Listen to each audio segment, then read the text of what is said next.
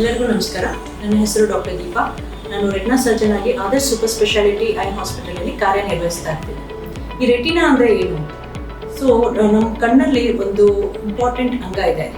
ಅದು ಹೇಗೆ ಅಂದರೆ ಒಂದು ಒಂದು ಲೈಟಿನ ಕಿರಣಗಳು ಒಂದು ಆಬ್ಜೆಕ್ಟಿಂದ ಪಾಸ್ ಆಗಿ ಕಣ್ಣಿನ ಬೇರೆ ಬೇರೆ ಭಾಗಗಳಿಗೆ ಹೋಗಿ ತದನಂತರ ಅದು ಒಂದು ಪರದೆಯ ಮೇಲೆ ಬೀಳುತ್ತೆ. ಇದಕ್ಕೆ ನಾವು ಅಕ್ಷಿಪಟಲ ಅಥವಾ ರೆಟಿನಾ ಅಂತ ಕರಿತೀವಿ.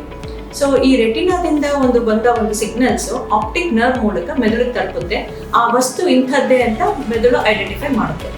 ಸೊ ಈ ರೆಟಿನಾ ಪ್ರಾಬ್ಲಮ್ ನಮಗಿದೆ ಅಂತ ಹೇಗೆ ಕಂಡಿಡ್ಕೊಳ್ತಾರೆ ಅಂತ ಆದರೆ, ಕಪ್ಪು ಚುಕ್ಕೆ ಅವ್ರ ಕಣ್ಣಿನ ಮುಂದೆ ಮೂಡುತ್ತೆ, ಕಪ್ಪು ಚುಕ್ಕೆಗಳು ಹೆಚ್ಚಾಗೋದು, ಸಡನ್ ಆಗಿ ಒಂದು ಭಾಗದ ದೃಷ್ಟಿ ಕಮ್ಮಿ ಆಗೋದು, ದೂರದೃಷ್ಟಿ ಅಥವಾ ಹತ್ತಿರ ದೃಷ್ಟಿ ಸಡನ್ ಆಗಿ ಕಡಿಮೆ ಆಗುವಂಥದ್ದು, ಅದು ಅಲ್ಲದೇನೆ ಕೆಲವೊಮ್ಮೆ ಓದುವಾಗ ಅಕ್ಷರಗಳೆಲ್ಲ ಅಂಕುಡೊಂಕಾಗಿ ಕಾಣುವಂಥದ್ದು. ಈ ಥರ ಯಾವುದೇ ಒಂದು ಲಕ್ಷಣ ಇದ್ದ ಒಂದು ವ್ಯಕ್ತಿ ರೆಟಿನಾ ಪರೀಕ್ಷೆಗೆ ಒಳಗಾಗಬೇಕು.